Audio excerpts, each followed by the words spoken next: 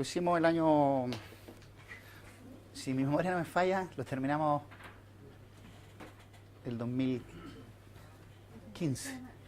Es un estudio que hicimos para el Banco Interamericano de Desarrollo, que lo que quería era incluir los servicios ecosistémicos dentro de la evaluación de proyectos que financia el banco. Y uno de los planes está bueno, tú eres de Paraguay, ¿cierto? Y tú sabes que hay una tremenda polémica o hay mucha discusión y es complicado el tema del plan integral de saneamiento del área metropolitana de Asunción, incluido el lago Pacaraí y la bahía, ¿cierto? Y ahí hay disputas muy importantes respecto de qué es lo que hay que financiar, qué es lo que no hay que financiar, hay de todo. En particular, el Banco Interamericano de Desarrollo estaba evaluando un proyecto y quería agregarle a la evaluación de ese proyecto los beneficios por servicio ecosistémico, básicamente. Y lo que nosotros estimamos fue eso. Intentamos estimar eso. Ahí hay algunas estimaciones de varios... No usamos costo del viaje, sí. Ya usamos un modelo 8 de experimento. Bueno, valoración contingente tiene... primero que nada, valoración contingente es un método directo, a diferencia del método de costo del viaje, que es un método indirecto. ¿Por qué se le llama directo? Porque este es un método que le pregunta directamente a las personas respecto de la valoración económica de un bien. Como tal, entonces, es muy controversial porque mucha gente no le gusta esta idea de preguntarle directamente a las personas, lo cual me parece extraño porque nosotros queremos que las personas participen y expresen sus preferencias dentro de las decisiones sociales, pero cuando lo hacemos a través de modelo económico, ahí no les gusta. Entonces, es extraña esta crítica contra el modelo de valoración contingente, porque lo que estamos tratando de hacer es simplemente escuchar a las personas y saber cuál es su estructura de preferencia sobre esos servicios y con eso definir cuáles se entregan y cuáles no se entregan. Y hay un dato anecdótico: el método de costo del viaje empezó en 1947 con 49. Con Hotelin, el 49, con Hotelin, y en 1947 empezó el de valoración contingente. Son de la misma época, surgen en la misma época, surgen como respuesta a esta demanda que aparece en Estados Unidos por valorar servicios ambientales.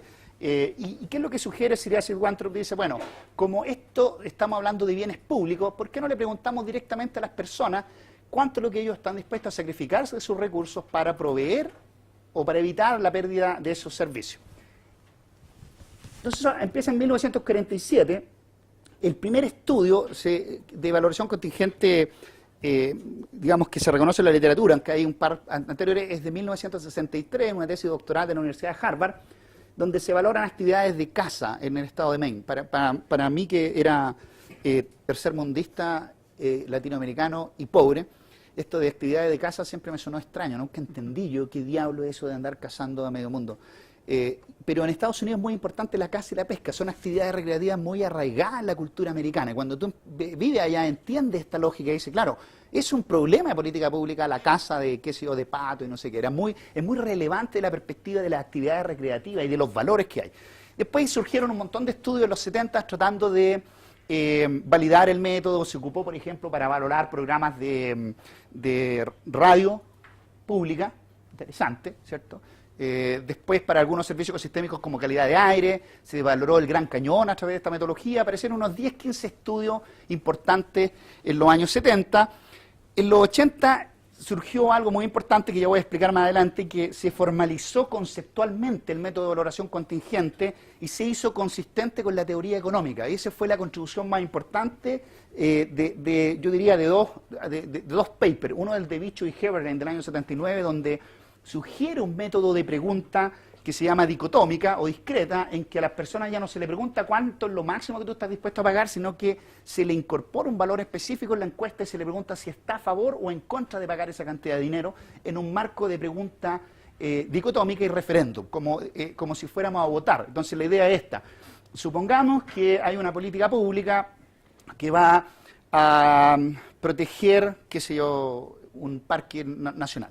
Pero eso implica que a ti te tienen que subir los impuestos. Otra cosa que yo nunca entendí, por qué los americanos estaban tan obsesionados con los impuestos. Siempre el instrumento en la encuesta eran los impuestos, que no funciona en América Latina también. Pero en este caso era, tus impuestos territoriales o los impuestos que vas a tener que pagar van a aumentar en $20 anuales y los vas a tener que pagar por 20 años. Entonces, si la mayoría de la gente está a favor de esta política pública, entonces esto se va a implementar y tú vas a pagar $20. Si la mayoría está en contra, esto no se va a implementar, no vas a tener el servicio ambiental, pero no vas a pagar $20. Entonces, estas cosas, acá en mi inmadurez, digamos, académica, yo decía, uno, ¿por qué impuestos? Porque en Chile poca gente paga impuestos, pensaba yo, ¿ya? Pero si ustedes van a Estados Unidos, el pago de impuestos es una cuestión súper importante otra vez en la cultura de ellos. La gente está muy relacionada en sus decisiones respecto a si lo aumentan o no los impuestos. Y segundo, un referéndum. ¿Cómo funciona este referéndum? Yo el único plebiscito que conocía era el del año 89, ¿no? 88, ¿cierto? No estaba muy acostumbrado a los plebiscitos ni a las elecciones. Entonces, me sonaba extraño que apareciera este plebiscito. Pero ¿qué es lo que pasa? Que en el sistema americano muchas leyes se eligen, se pasan, en todos los procesos eleccionarios hay un montón de leyes que se pasan vía plebiscito, un montón, no es una. Cuando hay elección de presidente, de senadores, etcétera, además hay leyes de lo que se te ocurra, basta que, no sé, una cierta cantidad de personas sugiera una ley, tenga un número suficiente de personas que apoyan esa ley y va a la elección pública y se hace un plebiscito. Entonces todo coincide, es consistente hacer este sistema de elección en el marco de pago de impuestos, sistemas de plebiscito, porque está bien internalizado en la cultura americana para toma de decisiones, no tanto en la latinoamericana.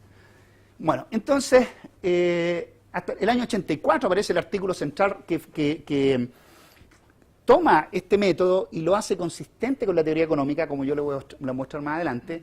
Pero el hecho más importante desde la perspectiva del desarrollo metodológico y legal del método de valoración contingente es el derrame petrolero de la Exxon Valdez. Aquí el capitán del barco estaba ebrio, chocó y derramó petróleo en la bahía, en Alaska, y la mancha de petróleo llegó hasta el norte de California.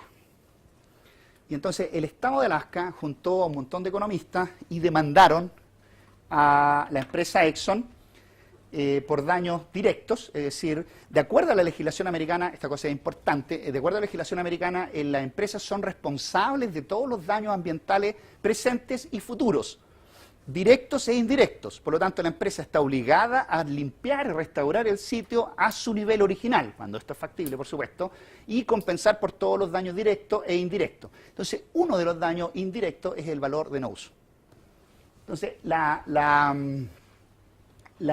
el Estado de Alaska, como representante de la población, los demanda, recibe el dinero y usa ese dinero para restaurar o para compensar por los daños ambientales. Entonces, ellos demandaron al Estado de Alaska y en el grupo que hizo el estudio de valoración contingente estuvo Michael Hahnemann, Richard Carson y otro grupo de investigadores que eran los que venían trabajando hace mucho tiempo los métodos de valoración y habían sacado, Carson había escrito un libro sobre este método en el año 89 con un... entiendo que es un psicólogo, Mirchen, ¿no? Ya. Y la disputa se centra fundamentalmente en el tema de la estimación de valores de no uso. ¿Por qué? Porque la encuesta que hacen estos académicos abarca todo Estados Unidos. La respuesta de ellos es: aquí hay pérdida de no uso. Estas pérdidas de no uso abarcan a toda la población de Estados Unidos. Todos ellos deberían ser compensados por este desastre ecológico. Y hacen una encuesta con un muestreo muy complejo. Hicieron 3 o 4 pilotos, se demoraron más de un año y medio, gastaron $1,5 millones en esta encuesta y entrevistaron a 1.000 personas, a 1.000 familias de Estados Unidos y sacaron una estimación del daño por valores de no uso. ¿Y por qué es importante este hecho? Hay varias implicancias de esto. Uno es lo que les comentaba ayer, que la empresa Exxon, por supuesto, apeló a esta cosa y ellos contrataron a 2 famosos economistas, Hausman y Peter Diamond, del MIT, que nunca habían hecho economía ambiental, para que mostraran que los estudios de valoración económica, usando el método de valoración contingente, estaban malos. Con la línea argumental que yo les comentaba. Primero, el valor de uso no existe, esto es un invento de Resources for the Future, y si existiera no se puede medir, y aquí hay 25 estudios que demuestran que los resultados que nosotros encontramos en estas preguntas abiertas o preguntas dicotómicas son inconsistentes con la teoría económica. Esa es más o menos la línea argumental. Llaman a todos los políticos de Washington y los llevan a la presentación de todos estos resultados y llevan también a algunos economistas ambientales y se genera ahí una disputa. La persona que estaba a cargo de esto en la NOAA fue muy hábil políticamente y hizo lo siguiente. Como vio que venía toda esta embestida antiambiental, si tú quieres, dijo ya, muy bien, yo acepto todas estas críticas al método de valoración. Recuerden que el objetivo era sacarlo de las cortes, porque en la corte americana están las metodologías estipuladas que se pueden usar para las demandas. Entonces ya estaba a costo del viaje, estaba a precio hedónico y se estaba usando valoración contingente. El objetivo era que la Corte prohibiera el uso de valoración contingente. Esto tiene implicancias legales y también académicas. Si lo saca de la ley, muere el método, o sea, no estaríamos trabajando en esto. Entonces, esta persona de la NOAA dice, acepta la crítica y dice, bueno, hagamos lo siguiente, llamemos un panel de hombres sabios que diriman esta disputa. No la resolvamos nosotros. Y invita a Kenneth Arrow y a Robert Solow para que dirijan este panel. Todos grandes nombres que no hacían, Arrow algunas cosas hacían en sustentabilidad, pero que fueran respetados por todos los economistas en pro y en contra de esta metodología. Y trajeron 3 personas más, un experto en encuesta, un psicólogo, un experto en muestreo, y sacaron un informe muy útil sobre esta cosa. Sí, el problema es que la estimación de valores de no uso estaba sistemáticamente encontrándose en los procesos de corte en Estados Unidos, ¿ya? Todas las demandas estaban haciéndose por valores de uso y valores de no uso. Y aquí yo quiero detenerme, este es un caso particular, ¿cierto? Quiero detenerme en una idea importante sobre esto que está relacionada con cómo vemos los métodos de valoración. Mi visión es que hay mucha gente que es crítica al método de valoración contingente porque no le gusta la subjetividad asociada a preguntarle directamente a las personas sobre su disposición a pagar, ¿ya? Porque dicen, no, que la persona no sabe, etcétera. Pero si yo lo veo por el lado de esta historia que yo le estoy contando, es la única metodología que nos permite incorporar los valores de no uso que son los más grandes. Entonces, de la perspectiva de la conservación de recursos, esto es súper importante que esté en la ley, ¿ya? Entonces, de una perspectiva práctica, yo puedo tener muchas críticas metodológicas, pero si yo dejo fuera esta metodología, pierdo toda la posibilidad de incorporar valores de no uso. Y eso es peligroso desde cierta perspectiva, ¿ok? Bueno, ¿qué es lo que vamos a hacer en este método? Vamos a construir un mercado hipotético. Ahora, el mercado es hipotético porque no existe. No es que yo le tengo que decir a las personas que es un mercado hipotético, porque si la persona sabe que es un mercado hipotético, a pregunta hipotética, respuesta hipotética. Tiene que haber consecuencialidad, es decir, las personas tienen que creer que el escenario que yo le estoy mostrando va a suceder. Aquí hay disputas porque la gente que se opone a valoración contingente sugiere que esta propiedad de consecuencialidad no es necesaria. Yo personalmente creo que es completamente necesaria que la gente crea que lo que yo le estoy mostrando sí va a suceder y sí va a tener que pagar. En el mercado hipotético se le describe a los individuos la cantidad, la calidad, la localización, el momento y la duración de la provisión de un bien. Muy importante la duración. En otras palabras, valoración contingente es mucho más que preguntarle exclusivamente a una persona cuánto está dispuesto a pagar por algo, ¿ya? Yo tengo que diseñar un mercado, yo tengo que construir un bien y tengo que probar que ese bien que yo estoy construyendo es entendido por la persona que yo estoy entrevistando. Y esa parte es muy compleja, por eso aquí los economistas tenemos que trabajar con gente que sea experta en encuestas, con psicólogos, etcétera, hasta tener un instrumento de encuesta que yo confíe que la gente está entendiendo, que es un arte, no hay, yo no puedo decir, mira, hoy día demostré que esta cuestión está funcionando, es un arte. Llega un momento y decimos, creemos que ya no hay más variantes de esta encuesta que yo pueda cambiar, ¿cierto? Bueno, y luego nosotros podríamos consultar por la cantidad de dinero que la persona está dispuesta a pagar o a aceptar para acceder a una mejora en la cantidad o la calidad del bien, ¿cierto? O una cantidad de dinero que está dispuesto a aceptar como compensación. Muy importante, por ejemplo, en un derrame petrolero en la bahía de San Francisco, esto fue a juicio y se le demandó también a la empresa para que pagara los daños de todas las actividades recreativas que las personas habían hecho. Entonces, en el cálculo de daño, estas metodologías pueden ser muy importantes.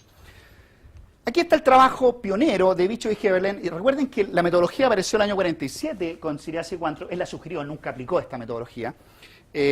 La aplicó, curiosamente, después de que habían surgido todo el desarrollo metodológico en el área de encuestas. En otras palabras, valoración contingente no habría podido surgir antes, porque no había desarrollo metodológico sobre encuestas a la población. Eso surgió en los años 20, en los años 30. ¿Ok?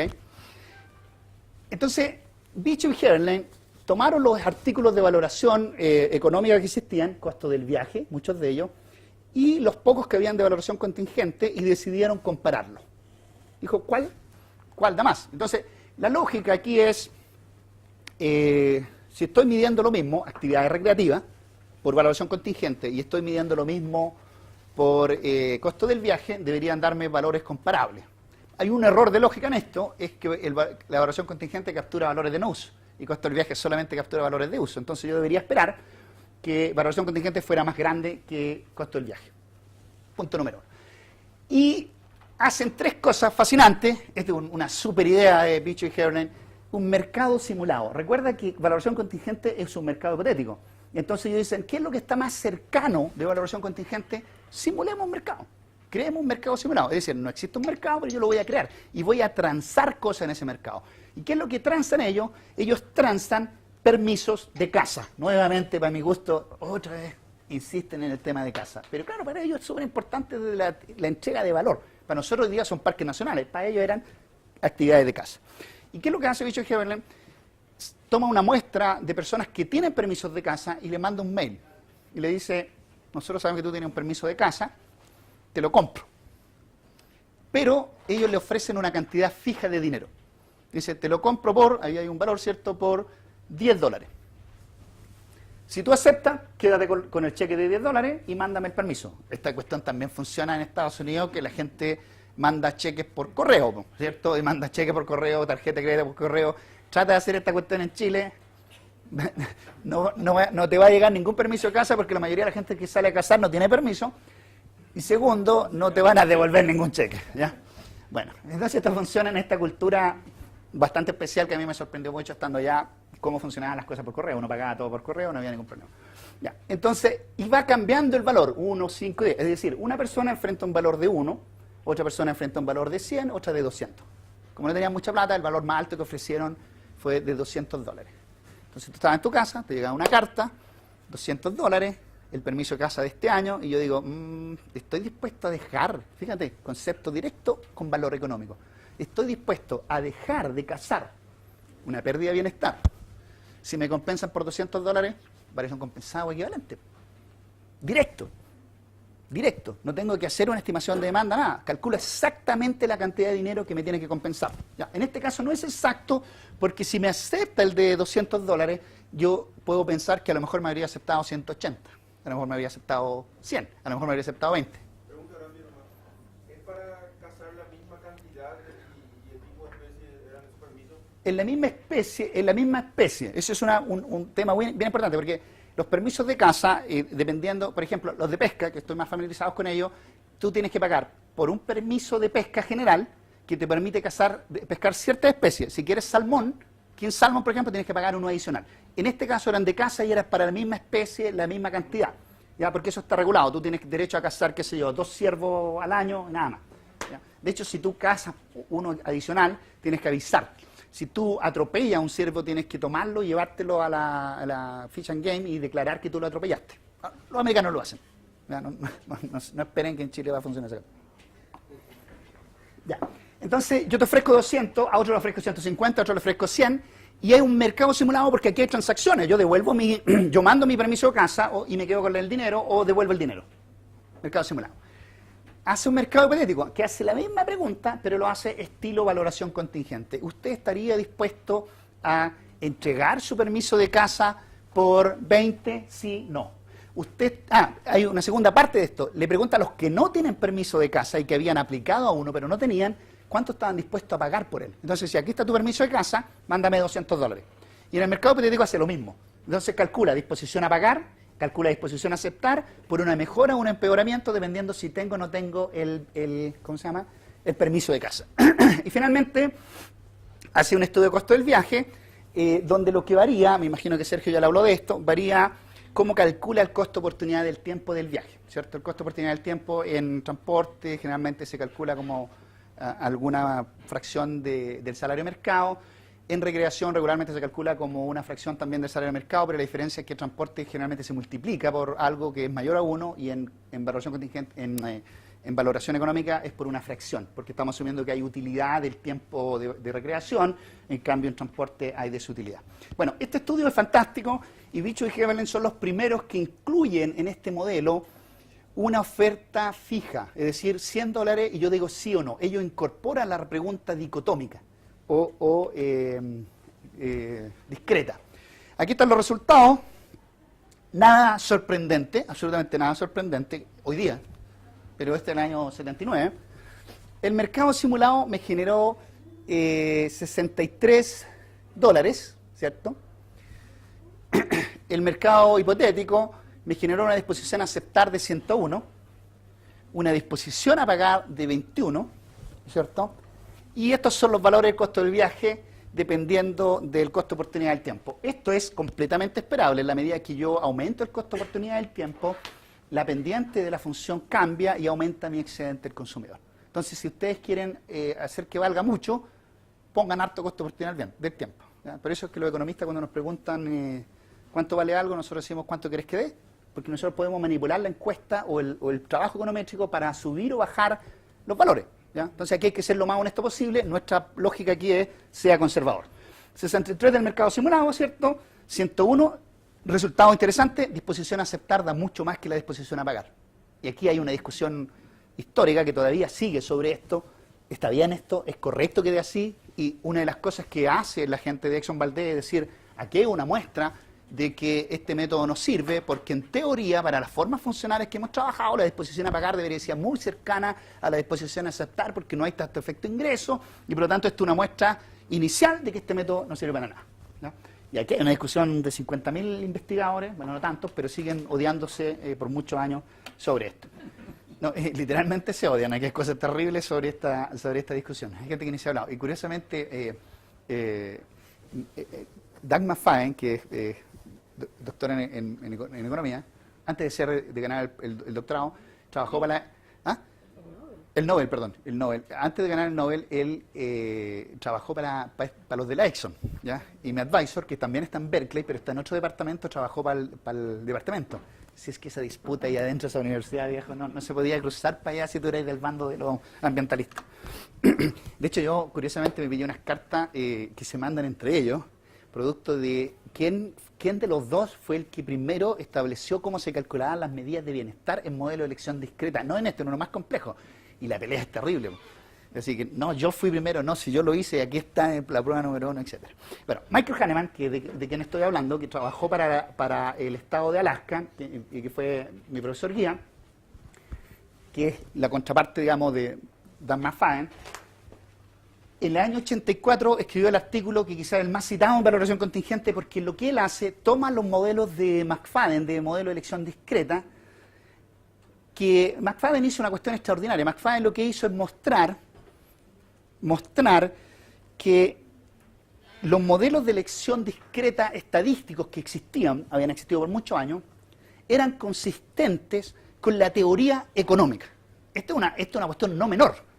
McFadden demuestra que lo que nosotros observamos y estimamos es completamente consistente con lo que los economistas están diciendo que las personas hacen cuando toman decisiones. Es muy fuerte el argumento. Es muy fuerte porque todo el mundo dice, no, es que los economistas siempre viven en el limbo con modelos que no tienen ningún correlato con la evidencia empírica. McFadden dice exactamente lo contrario. La maximización de utilidad, ¿cierto?, en modelos de elección discreta, ese modelo económico, es consistente con los modelos de elección discreta que reflejan las decisiones que toman los individuos que estaban haciendo los estadísticos. Y lo hace al revés. Los modelos de elección discreta estadísticos son consistentes con la maximización de utilidad que sugieren los economistas. Clave. Entonces Hahnemann, que ya había trabajado varios años en esos mismos modelos de elección discreta, y este es un caso particular y mucho más sencillo que lo otro, muestra que la pregunta que hizo Bicho y Heberlein es consistente con un proceso de maximización de utilidad aleatoria. Entonces aquí está mi función de utilidad. La función de utilidad, U sub J, es la utilidad, U sub J es la utilidad que recibe una persona, ¿cierto? Voy a usar esta cosita aquí. Aquí está la utilidad que recibe una persona. ¿Apunta esta cosa? Ahí, más o menos. Sí. Aquí tengo la utilidad de una persona. J es el estado de la naturaleza. J va a tomar dos valores en este caso. J va a tomar el valor 1 con proyecto y el valor 0 sin proyecto. Da lo mismo que es con proyecto y que es sin proyecto, si una ganancia, una pérdida, no importa. Hay dos situaciones, la situación 1 y 0.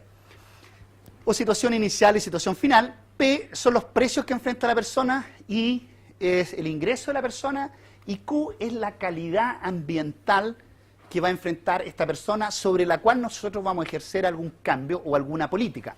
Por eso es que Q toma dos valores, tiene un valor en la situación inicial y tiene un valor en la situación final. El ingreso es fijo y los precios en este caso son irrelevantes porque yo no quiero calcular cambio en el bienestar por cambio en precio, quiero calcular cambio en bienestar por cambios en calidad. ¿Ok? ¿Tengo la cosita? Bueno, entonces el modelo de elección discreta general, no solamente el de este, sugiere que los investigadores no tenemos perfecto conocimiento de la forma en que las personas toman decisiones. Es decir, para el investigador, la decisión que tú tomas es aleatoria, es estocástica. Hay elementos, hay componentes que yo no conozco, que están reflejados en este E sub J. Yo no sé nada de muchas cosas respecto de cómo ustedes toman decisiones, pero sí puedo identificar algunas de ellas. Y B sub J, entonces, es la parte que yo puedo identificar a través de mi modelo econométrico, y E sub J es un error que me refleja toda mi ignorancia. Ahí está, como decimos los econometristas, Dios. ¿Ya? Todo lo que no sabemos está ahí. ¿Ya? Lo que nosotros tratamos de hacer es reducir ese componente e ir poniendo más cosas cada vez que vamos empujando la frontera de investigación para decir, bueno, ahora entendemos más cómo toman decisiones, por lo tanto nuestro error es más chiquitito. Todos los que están familiarizados con econometría entenderán eso. Entonces, ¿qué es lo que hace el método de valoración contingente? Enfrenta al individuo en una elección discreta, es decir, tiene dos opciones, en que él recibe una mejor calidad, Q1, ¿cierto? Yo voy a mover de Q0 a Q1, pero esto no es gratis, yo tengo que pagar por ese cambio una cantidad A sub T. ¿Por qué es T? Porque no le voy a preguntar a todas las personas por la misma cantidad. Va a ser 1, 2, 10, 15, 20 o $200, como en el caso de Bicho y Heberlein. Por lo tanto, la cantidad que yo le voy a preguntar va a ir cambiando en el tiempo. ¿Cuál es la segunda opción de esta persona? No pagar, pero no tiene la mejora. ¿Cierto? ¿Está claro esta cosa? Esto es súper sencillo. ¿Sí? Bueno, ya no se puso tan sencillo. Ya. Entonces, como yo no conozco con certidumbre la función, yo solamente puedo hacer juicios probabilísticos sobre la decisión que va a tomar esta persona. Entonces, lo que yo tengo ahí es, ¿cuál es la probabilidad que una persona me diga que sí está dispuesta a pagar? Bueno, esta cuestión es de un supuesto básico de economía, que la gente es racional. ¿En qué sentido? ¿En qué sentido racional? Que toma decisiones basado en lo que es mejor para él.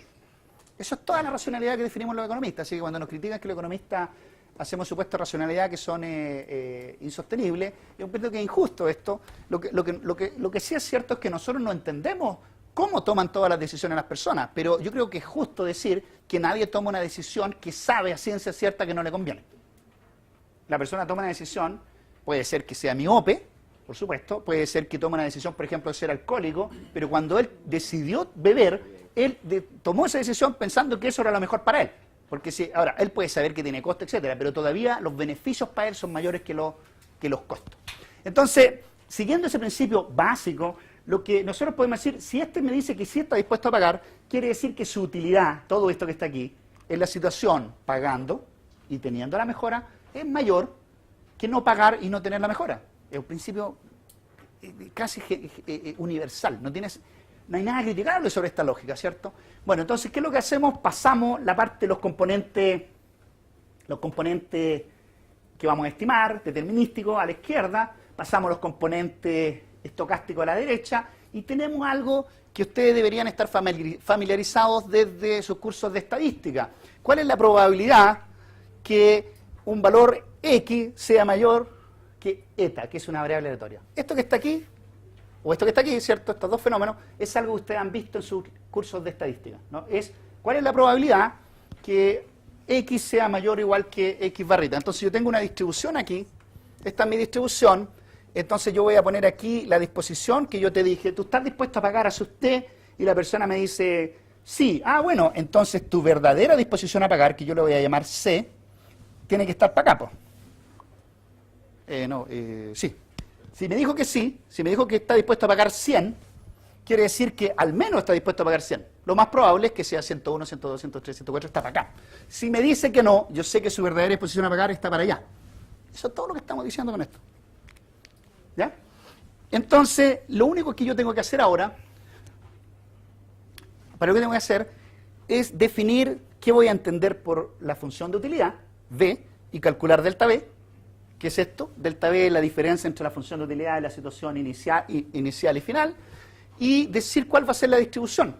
Y ustedes saben trabajar con distribuciones normales. Yo les voy a sugerir que trabajemos con la logística, y en la tarde les voy a sugerir que trabajemos con una distribución valor extremo tipo 1, pero es la misma cuestión. ¿Ya? Entonces, esto es lo que hace Hahnemann. ¿Qué es lo que muestra esta cuestión? Muestra que estos modelos, este que está aquí, que puede ser un modelo probabilístico normal o logístico, que usaban los estadísticos por muchos años, es consistente con un problema de maximización de utilidad aleatoria. Es el vínculo que hay entre las dos cosas. ¿Ya? Entonces, los modelos estadísticos siempre existieron para explicar cómo la gente decidía. Lo que no sabíamos es que estos modelos son consistentes con los procesos de maximización de utilidad aleatoria que estaban en la teoría económica. ¿Ok? Entonces, estos modelos, lamentablemente, se tienen que estimar por método de máxima verosimilitud, que me imagino que Sergio les explicó súper bien cómo funcionan todos los métodos de máxima verosimilitud. Y tradicionalmente se usa una distribución logística o normal para estos modelos. ¿Por qué se usaba la logística? Porque era más fácil, pero era más fácil en los 50, en los 70, cuando no teníamos los supercomputadores que tenemos hoy día disponibles, pero hoy día entre un Probit y un Logit, en este modelo dicotómico da exactamente lo mismo. Cuando los modelos son multinomiales hay diferencia importante entre ambos modelos. Esta es la función de verosimilitud. No me voy a detener a explicar esto porque no, la idea no es hacer un curso de estadística y econometría, es el próximo taller de capacitación, ¿cierto? Pero básicamente lo que tengo aquí es la probabilidad que diga que sí, elevado a una variable que toma el valor 1, si dijo que sí, la probabilidad que me diga que no, elevado al valor 1 menos i, que es cuando me dice que no. Entonces este toma el valor 1, y por lo tanto tengo esta parte que me dijo que sí o tengo esta parte que me dijo que no. Y simplemente calculo eso para cada uno de los individuos y después lo sumo. ¿Ya? Pero lo sumo en logaritmo, si no tendría que multiplicarlo. Y esto es lo que yo maximizo. ¿Y qué es lo que voy a definir? ¿Qué es lo que es delta V? Y esta f depende de qué función de distribución yo use. Pero hoy día con stata o con R, esta cuestión es súper sencilla porque uno le pone un comando, le pone, por ejemplo, dice logit, la variable pendiente que toma los valores 1 es 0, la variable explicativa, enter. Y se acabó esta cuestión, no hay ninguna dificultad. Cuando nosotros lo hicimos tuvimos que hacer todo de 0, pero ya han pasado mucho tiempo. ¿Nos detenemos para el café ya o no? ¿No? ¿A qué hora es el café? Orlando me está poniendo cara de que tengo que... No, ya. ¿No es a las 11? No, ustedes me avisan, Ya, muy bien. Ya, tú me avisas. Listo. 2 láminas más. Sí, no, sí, es todo lo que hay. Es todo lo que hay. Ya, entonces, aquí hay unas funciones de utilidad que sugirió Hahnemann en ese mismo artículo, ¿cierto? Y lo que hace es una cuestión ultra fácil, que decir, supongamos que la función de utilidad es lineal en el ingreso. No puede ser más fácil. Lineal en el ingreso. Tengo un parámetro alfa, que es una constante. Tengo un parámetro beta, que acompaña el ingreso. Y si yo calculo la diferencia, ¿a qué le voy a poner? Beta 1, alfa 1 más beta i. ¿Qué pasa? Perdón. Beta 0, alfa 0 más beta i. Esa es la situación original, sin pagar nada. Cuando paga B1, alfa 1, B i menos la cantidad de dinero que tiene que pagar. Es súper sencillo. Entonces después calculo la diferencia y me da esto. Me dice que la función de diferencias de utilidad depende de una constante, que es la diferencia entre alfa 0 y alfa 1. Depende del parámetro beta que acompaña el ingreso y depende del valor que está en la encuesta. Ni siquiera depende del ingreso. El ingreso desapareció. ¿Por qué desapareció de aquí? Porque como es lineal, este beta i, yo cuando hago la diferencia, se resta con otro beta i que viene de la otra función de utilidad y me queda simplemente beta por a. Y eso es lo que yo estimo. Estimo un modelo logit que me va a dar el parámetro alfa, me va a dar el parámetro beta, y lo único que yo necesito en este modelo hasta ahora es saber cuál fue la cantidad de dinero que yo le ofrecí o le pedí en la encuesta. Nada más que eso. ¿Ya? ¿Y qué es lo que calculé? Una función de utilidad. Bueno, una función de diferencia de utilidad, para ser justo. Pero tengo el parámetro alfa y beta de la función de utilidad. Entonces, si yo puedo, de allá, reemplazo aquí nomás. ¿Ya? Michael sugirió que no había una formulación para la función indirecta de utilidad para el modelo que había estimado Bicho y Heberlein, que fue este. Bicho y Heberlein hizo lo mismo sin discutir conceptualmente esto. Y dijo, bueno, voy a estimar un modelo logarítmico, le voy a aplicar logaritmo a... Y estimó esto. Entonces Michael dijo, bueno, Bicho y Heberlein hizo esto sin saber que había detrás de su modelo un marco conceptual que es consistente con la maximización de utilidad. ¿Cuál es la función indirecta de utilidad que me genera eso? No existe, dijo Michael. Después Bicho y Heberlein dijo, no, sí hay una. Y por ahí aparece un libro de Michael Hahnemann donde aparece una formulación. Ya, hasta aquí tengo cómo se estima. ¿Qué es lo que estimo? Hay otras formas funcionales. ¿Ya? No, esta no es la única, hay dos más. Hay una... El principal desafío de la forma lineal es que el ingreso desaparece y obviamente a uno no le gusta tener una función de utilidad donde no puede poner el ingreso, porque uno espera que la disposición a pagar cambie con el ingreso, pero eso se puede resolver, hay varias formas de resolver esa cosa. Hay una tercera forma funcional que no la he puesto acá, y McFadden, curiosamente, en el año 95 sacó un artículo discutiendo esta misma cosa y sugirió otra forma funcional, y por lo tanto hay 4 formas funcionales que se usan en la literatura, pero el 99,9% usa esta. ¿Por qué? Porque somos flojos los académicos y yo les voy a mostrar por qué. El cálculo de las medidas de bienestar es la parte que no es fácil, ¿ya? Entonces, esto también, dentro del mismo artículo en el 84, Hahnemann dice, bueno, yo tengo mi modelo y la pregunta es ¿cómo calculo la variación compensada o equivalente a partir de este modelo? ¿Ya? Y entonces tuvo que hacer una vinculación entre la teoría estadística y la teoría económica. Y él sugiere dos medidas de bienestar, se le llama. Una es la media y la otra la mediana. Yo puedo adelantarles que uno podría estimar cualquier percentile de distribución. Nosotros acabamos de publicar un paper donde calculamos percentiles, es decir, calculamos la disposición a pagar en el percentil 10, en el 20, en el 30, en el 40, usando una cosa que se llama regresión por cuantile y usando estadística bayesiana. Entonces podemos estimar la media, la mediana y cualquier otro cuantil, pero eso es otra historia, digamos.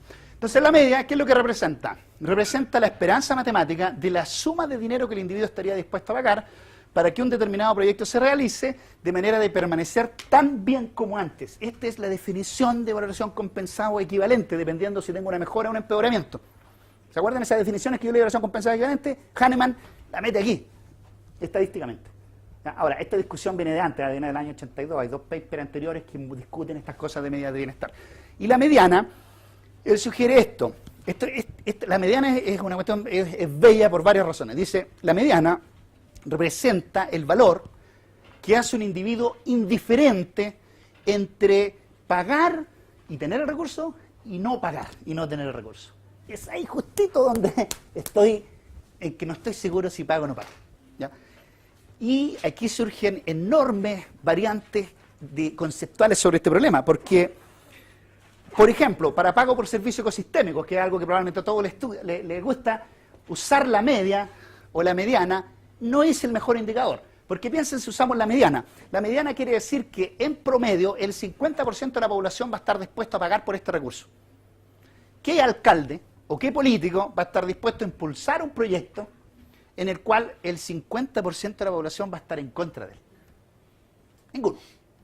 Ahí está el paper que yo les sugerí, que hicimos nosotros. Decimos, ¿y por qué no calculamos cuál es el valor en que el 70% de la población está dispuesto a pagar? O el 80, o el 90, o el 30%. ¿Por qué no usamos un percentil que nos diga más información respecto a la toma de decisiones sociales? ¿Ya? Una supermayoría, por ejemplo. También se puede hacer con esto. Pero la media se usa mucho porque la media está más asociada al cálculo de daño. ¿Ya? Cuando yo quiero hacer análisis costo-beneficio, es más razonable usar la media. Cuando yo quiero pensar en criterios de compensación, por ejemplo, tipo Kaldor-Hirsch, para los que son economistas, es mejor la mediana. No voy a meter en esa discusión completamente, pero hay una riqueza de medidas de bienestar asociada a la variación compensada equivalente que aportan a la toma de decisiones en estos modelos. ¿Café? Está bien. Tenemos café. Paramos. Listo. Estaba comentando que... Bueno, sigamos, muchachos.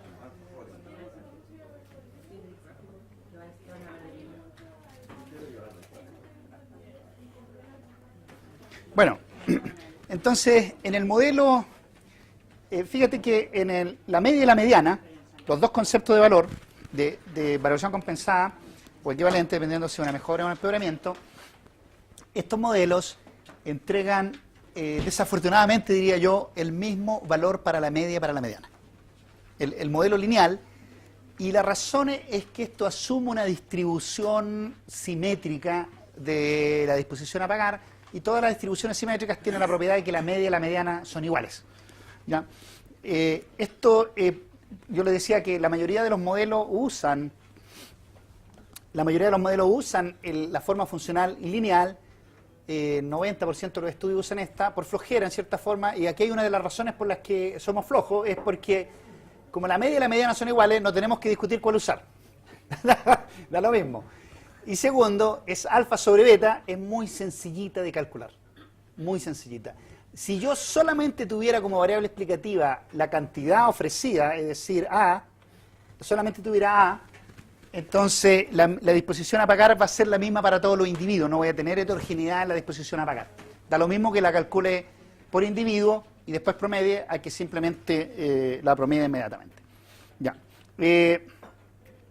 Aquí hay un modelo estimado de disposición a pagar clásico, ¿cierto? Donde usamos...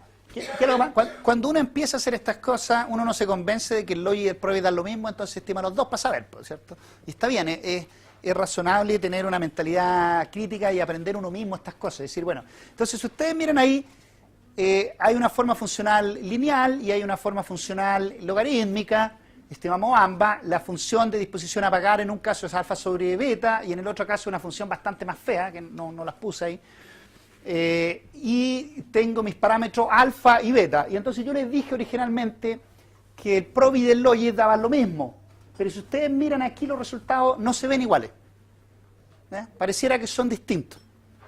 Y la verdad es que cuando son modelos de elección binomial binomial, el logit y el probi son iguales. Lo único que cambia es la varianza de ellos. Entonces resulta que la varianza del logit creo que es pi sexto y la varianza de la normal es otra cosa, pero uno siempre puede tomar uno de estos valores, multiplicarlo por una constante y encontrar el otro valor. Entonces en este caso, si yo multiplico el logit por 0,625, me da el valor del probit.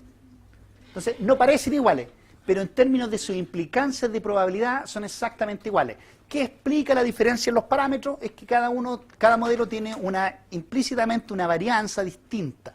Y la varianza explica la diferencia en los parámetros. Pero si yo calculo la probabilidad con estos modelos, me van a dar lo mismo. Si yo calculo la medida de bienestar, me van a dar prácticamente iguales. Y me imagino que eso es lo que viene. Entonces, aquí está el beta. El beta, por supuesto, tiene... Si ustedes se fijan, mi modelo dice... Esto es algo que también pasó en costo del viaje. Pero en valoración contingente hay que tener un poquito más cuidado. En mi modelo dice alfa menos beta. ¿Por qué? Porque al aumentar la cantidad que yo quiero que tú pagues, tiene que caer la probabilidad de que tú aceptes pagar. Si eso no sucede, mi modelo está malo. ¿Ya? La primera evidencia de que mi modelo está bien, al aumentar A, B tiene que ser negativo, cae la probabilidad, es menos probable que me diga que sí, lo cual es obvio porque en el último extremo nadie va a estar dispuesto a pagar todo su ingreso por este proyecto, que además es marginal en términos de su canasta de consumo. Entonces lo primero, pero aquí yo lo puse positivo. El stata o la regresión te lo va a dar negativo. ¿Pero por qué lo puse positivo aquí? Porque yo anoté mi función delta B con un menos. Entonces aquí hay que tener cuidado. ¿Ya? Yo le puse el menos ya, entonces no lo puse nuevamente el menos porque no va a faltar que me decir entonces positivo porque tengo un menos más un menos más, ¿no? Entonces no, lo puse positivo. Pero es negativo. Ahora, ¿qué es lo que pasa? Y aquí hay una cuestión que tienen que tener mucho cuidado. Es muy probable que ustedes cometan un error, que ya les voy a explicar cuál es, y le dé positivo. ¿Ya? Pero ustedes van a acordarse de mí y dicen, claro, pues si a él le dio positivo, y aquí está positivo. Y van a pensar que está bien. El resultado tiene que ser negativo. El resultado de la estimación es negativo. Siempre tiene que ser negativo. ¿Cuál es el error típico que hace que este parámetro sea positivo? La gente con preocupación social dice lo siguiente. Hace este razonamiento. Dice, tengo un valor de $1, uno de 5, uno de 10, uno de 20 y uno de 200. ¿Cierto? Ya. Entonces... va a entrevistar a una persona, a una población de bajo ingreso, y dice, ¿cómo le voy a ofrecer el de 200 a esta persona? Obvio que no me va a decir que no, po. Y el de 100 tampoco me lo va a ofrecer. Hay que a todos los de acá les voy a ofrecer el de 1 y el de 5. Ya. Y después va a una población más pudiente y dice, no, pues estos tienen plata, pues entonces les voy a ofrecer los más altos, pues, porque obviamente ellos tienen más plata. Entonces le ofrecen los más altos y los de allá responden a los más altos. ¿Qué encuentra? Una pendiente positiva. ¿Ya? Esto no es broma, tengo varios conocidos que han hecho esto con esta lógica. Su lógica es razonable, pensar que yo ya sé que los pobres no van a decir que sí a estos valores muy altos, pero es exactamente eso lo que queremos. Nosotros queremos que gente nos diga que sí y que gente nos diga que no. ¿Y cómo lo hacemos? Asignamos en forma aleatoria el valor que cada persona enfrenta en esa encuesta. Tiene que ser completamente aleatoria. Entonces, ¿qué es lo que pasa? Que esta persona que hizo este estudio, lo hizo además como una consultoría, tuvo que votar las 500 encuestas y hacer todo de nuevo porque no asignó aleatoriamente el valor en la encuesta. Este es un error típico, fundamentado en una motivación altruista, si tú quieres, pero que genera resultados completamente absurdos. Aquí estimamos el modelo con logaritmo de A y aquí otra vez el beta me parece positivo, pero por supuesto es negativo y lo mismo, disminuye la probabilidad, no hay más variable explicativa. Todas estas cosas que están aquí son para medir que la calidad de la regresión, este es el logaritmo de la función de verosimilitud, una prueba de hipótesis, no me voy a meter en esto, olvídense el R cuadrado, no se obsesionen con lo que saben en econometría, que el R cuadrado es muy bajito, olvídense de eso. Y esto es una medida del porcentaje de predicciones correctas. Por muchos años la gente se fijaba en esto. ¿Qué es lo que quiere decir? Que el 70% o 69, 68% de las personas que dijeron que sí, yo predije que decían que sí y las que dijeron que no, las predije que dijeran que no. ¿Cómo se hace la predicción? Yo calculo la probabilidad. Si la probabilidad es sobre 0,5, asumo que me dijo que sí. Y si es bajo 0,5, asumo que me dijo que no. ¿Ya? Y ahí veo cuántas de las que me dijeron que no, yo predije no, cuántas de las que dijeron que sí, yo predije sí, y ahí calculo ese porcentaje. Entonces, por muchos años la gente miró este indicador como un indicador de la calidad o la bondad de ajuste del modelo. Es un concepto probabilísticamente equivocado. No usen esta cuestión. Nunca. Nosotros lo pusimos aquí porque históricamente era muy importante. Nosotros nos obsesionamos un tiempo con el porcentaje de predicciones correctas, el R cuadrado. Esto está bien. Esto siempre funciona, pero estas dos no son tan importantes. ¿Cuál es la razón de que este no es un buen indicador? Es porque, claro, yo primero tengo que fijar un umbral, 0,5, que es arbitrario. Y segundo, que esto es una cosa probabilística. Es decir, es lo mismo que piensa de esta forma. La probabilidad de ganarse la lotería es muy bajita, pero aún así la gente se la gana. Entonces, el hecho de que una probabilidad sea baja no tiene implicancias determinísticas. No sé si me explico. Que sea menor de 0,5 no implica que sea 0. Una persona con una probabilidad de 0,001 aún así se gana la lotería. Y por lo tanto esa forma de medir predicción es equivocada en modelos probabilísticos, pero todavía está internalizada en la literatura esta cuestión y ustedes se van a encontrar con ella. Pero si ustedes tienen que evaluar un estudio de esto, confíen en criterios de bondad de ajuste más clásicos como el criterio de información de Akaike o el criterio de información bayesiana. Esos son los criterios que uno tiene que mirar, que no los pusimos. Y aquí están las medidas de bienestar. Recuerden que esta se calcula alfa sobre beta, esta de aquí arriba, y esta tiene una fórmula más compleja que no la puse acá, está en el libro si ustedes la quieren. Y aquí hay una segunda razón de por qué casi todas las personas utilizan el modelo lineal, el modelo simple, y es porque sistemáticamente el modelo lineal entrega medidas de bienestar más conservadoras. Como nosotros sabemos que esto es un mercado hipotético, como sabemos que en un mercado hipotético la gente tiende a decir más veces que sí de lo que realmente diría si tuviera que pagar, entonces parece no ser conveniente sugerir una medida de bienestar como la media de este modelo, que es varias veces superior al que entrega el modelo lineal, ¿ya? Y como les mostré, la media y la mediana son parecidas. La diferencia entre el probability aquí y probability acá en este caso son de decimales nomás, ¿ya? No hay mucha diferencia. Y hay una cosa adicional sobre estos resultados, es que hay mucha similitud en la mediana. ¿Cuál es la razón? La mediana es menos sensible a observaciones atípicas en las colas de la distribución, ¿ya? Entonces, si yo tengo diferencia entre la media y la mediana, quiere decir que tengo mucha gente en la cola de la distribución, que es lo que está pasando por ejemplo, aquí, ¿cierto? Aquí hay mucha diferencia, aquí hay enorme diferencia. Entonces, desde la perspectiva empírica, la gente sugiere, bueno, primero, utilicemos valores conservadores, y eso implica usemos la mediana, y usemos el modelo lineal que entrega medidas más pequeñas, ¿no? Entonces, claro, si yo quiero hacer que haya mucho valor, me voy a formas funcionales que yo sé que me van a entregar valores más grandes, que son más sensibles a observaciones atípicas, y reporto esa cuestión. Por supuesto, es tendencioso. Si yo quiero ser conservador, me voy con la forma funcional lineal y con la media y la mediana esa forma funcional lineal, que ya sabemos que sistemáticamente entrega valores más chicos. Entonces, mucha de la literatura ya sabe esto y todo el mundo trabaja con esta porque ya más o menos sabemos que estos resultados son, ¿cómo se llama?, sistemáticos en la literatura. Bueno, la discusión central sobre evaluación contingente es esta que está acá y que tiene que ver con el informe que lideraron Kenneth Arrow y Solow, ¿cierto? Sobre Robert Solow, sobre el estudio de evaluación contingente que fue llamado por la NOAA, este panel de expertos, ¿cierto? Y esto es lo que ellos sugieren, después de ver toda la evidencia. Esto es el año 93, todavía hay 15 años de literatura. El 94 hay un issue especial del Journal of Economic Perspective que está muy bueno sobre este tema de valoración contingente, y ahí escribe Michael Hahnemann, Jerry Hausman, Porney, y hay un cuarto autor que no recuerdo,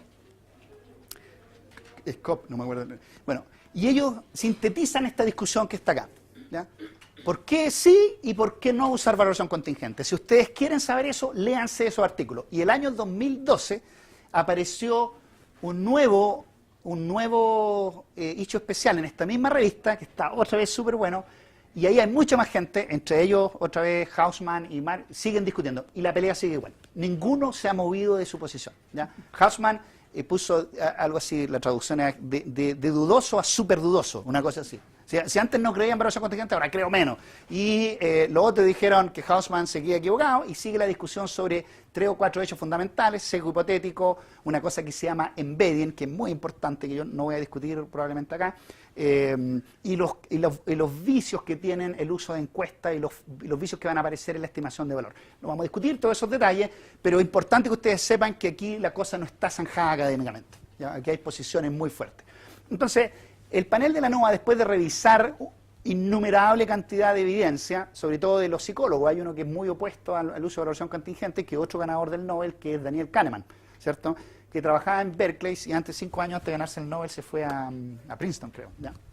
Daniel Kahneman es psicólogo, ¿sí?, que trabaja con toda esta idea de la teoría prospectiva y cómo predecir comportamiento. Entonces, él sugiere que los estudios de valoración no capturan valor económico. Esa es más o menos la hipótesis de Daniel Kahneman.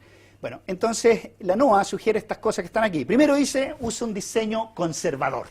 ¿Por qué? Porque sabemos que la disposición a aceptar sobreestima, que las formas funcionales no lineales sobreestiman, que bla, bla, bla, que por ejemplo poner fotos hace muy sensible a la persona sobre un fenómeno. Entonces, todo su diseño, desde la elección de las palabras que ustedes ponen en la encuesta, tiene que ser conservador. Aquí es súper importante una cosa que las personas que hacen su primera encuesta de valoración pierden de vista. Uno no usa adjetivos calificativos en la encuesta. Uno puede decir, estamos haciendo un estudio sobre un problema súper importante del medio ambiente. Este bicho que queremos valorar es clave. Si esta cuestión desaparece, todo se muere. No. Entonces uno tiene que entregar información neutra. Y esa información neutra es muy difícil de evaluar que es neutra. Por ejemplo, en el estudio de Exxon Valdez, los profesores decidieron no poner fotos de bichitos manchados por petróleo porque eso iba a sesgar positivamente hacia la disposición a pagar a las personas. ¿Para qué? Para que en el juicio no les criticaran, no, tu valoración está sobreestimada. No, tenemos la cota inferior. Y tenemos la cota inferior porque nos pusimos imágenes, no usamos adjetivos calificativos, usamos la forma funcional más chica. Una pregunta. Esto de no utilizar fotos para hacer las preguntas, ¿es una inquietud o duda para esta metodología o también aplica o es válida para análisis con join, otro tipo de metodologías que te pueden intentar comparar alternativas? Perfecto. No, en Choice Experiment uno usa imágenes. En valoración contingente tú igual puedes usar imágenes. Es el tipo de imágenes que tú quieres usar. El problema, la imagen tiene que ser, entre comillas, neutral. Porque, por ejemplo, nosotros usamos en pago de servicio ecosistémico, que yo me negué, pero como era asesor nomás no tomé la decisión, pusieron fotos de tala, ¿cierto? Y ponen la foto de un árbol que lo machetean y todo, y se ve terrible. Pero en el contexto era un árbol de 4 hectáreas, no era nada. Entonces, la foto tú tienes que elegirla de tal forma que no segue en una dirección. Tú tienes que entregar información ojalá objetiva. Y esto quiere decir que la tasa de deforestación son de 4 hectáreas año, y entonces tú muestras tus 4 hectáreas en un marco de 100 hectáreas y dices, esto es. ¿Me entiendes? Ese es el punto. Las imágenes son buenas. De hecho, ellos sugieren que usen imágenes, pero las imágenes tienen que evitar sesgar en una dirección. Esto no es como cuando se hace, por ejemplo, recolectas para cuestiones de beneficencia, donde tú tratas de persuadir al tipo que entregue dinero. No es eso, ¿ya? Aquí no queremos persuadir. Es una diferencia entre una encuesta de este tipo y una encuesta del tipo de marketing que quiere persuadir el consumo. Usar disposición a pagar y no disposición a aceptar. Esto ha sido algo que está muy arraigado en la literatura. Prácticamente tú no publicas un paper que tenga disposición a aceptar. No obstante, Dale Whittington acaba de sacar un working paper que me lo mandó hace 2 meses para que lo revisaran, no lo revisamos, donde él sugiere cómo hacer estudios de disposición a aceptar que satisfagan alguno de estos criterios. Dale Whittington ha escrito mucho de cómo hacer bien esta encuesta, y sobre todo en países de América Latina. Tiene 2 artículos muy buenos que dicen, ojo con cómo se hacen esta encuesta, y revisan todas las encuestas y dicen, están todas malas, aquí está la lista de errores que cometen. Es muy bueno. Tiene 2 artículos sobre valoración contingente y tiene un artículo con Paguiola sobre pago por servicio ecosistémico y los criterios que deberían cumplir esos estudios. Está muy, muy bien hecho. Entonces, Dale está sugiriendo repensar esta cosa de la disposición a aceptar. ¿Por qué? Porque hay muchos casos en América Latina y en países en desarrollo en que la única forma de que la gente te responda a esto, porque está más consistente con los derechos de propiedad explícito o implícito, es la disposición a aceptar. Entonces hay muchas situaciones en que yo tengo que usar disposición a aceptar, pero como sobreestima, la fuerzo a que sea disposición a pagar y me genera inconsistencias, tasas muy bajas de respuesta, altas tasas de rechazo. Nosotros tuvimos este problema en uno de los primeros estudios de valoración que hicimos, que nunca publicamos porque no sabíamos publicar en esa época, que fue sobre la contaminación atmosférica en Talcahuano. En Talcahuano, que es cerca de en Concepción, donde está la bahía de Concepción, estaban las plantas pesqueras y el olor era insoportable. Es insoportable. No sé si alguien estuvo allá, era una cosa que tú entrabas a Talcahuano y era un olor horrible, como a pescado podrido, una cosa horrible. No es un contaminante que necesariamente te genere enfermedades. Nosotros verificábamos toda esa evidencia. Y lo otro es que cuando venía viento del norte, ese olor se iba a la ciudad de Concepción y llegaba incluso más hacia el interior. Entonces, y generaba mucho estigma social a la gente que vivía en Talcahuano y trabajaba alrededor de las pesqueras. Porque andaban pasados a pescado. Es una cuestión, entraban a esta sala y todos sabíamos que se venía de Talcahuano. Bueno, entonces nosotros hicimos este estudio para el Ministerio del Medio Ambiente el año 98, por ahí, y preguntamos por disposición a pagar. Entonces, lo primero que pasó es que el 75% de las personas nos dijeron no estamos dispuestos a pagar porque nosotros no generamos este problema. Es razonable. Los derechos de propiedad estaban del lado de los afectados y nosotros, dada la sugerencia de la NOAA, estábamos forzando a hacer un cambio en la estructura de derecho de propiedad, que es súper importante. Pero no podíamos preguntar sobre disposición a aceptar. Entonces, le dimos muchas vueltas y logramos bajar la tasa de rechazo del 75% a un 25%, cambiando un poco el escenario y mostrándole los esfuerzos que estaban haciendo otras instituciones para resolver el problema, incluidas las empresas pesqueras, que estaban invirtiendo mucho dinero para tratar de mejorar sus procesos. Y el problema central era que cuando llegaban los pescados a las piscinas, quedaban muchos días ahí y eso se podría, y cuando ya quemaban eso que estaba podrido, generaba mucho olor.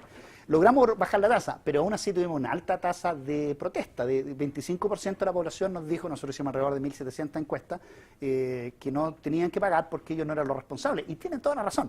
Entonces yo estoy forzado por una cuestión metodológica a construir un escenario que la gente me lo critica. Y eso es un problema en estos estudios de valoración. Yo pienso que lo que está sugiriendo Dale capaz que resuelva este problema. Lo que hicimos y que nunca hemos explotado, si alguien está interesado en trabajar en este paper, nunca lograba convencer a alguien de esto, es que a la gente que nos rechazó, nosotros le preguntamos por disposición a pagar. Dijimos, está bien, perdón, por disposición a aceptar. Nos rechazó, entonces nosotros le dimos vuelta la pregunta. Dijimos, está bien, usted tiene razón, los derechos de propiedad son suyos.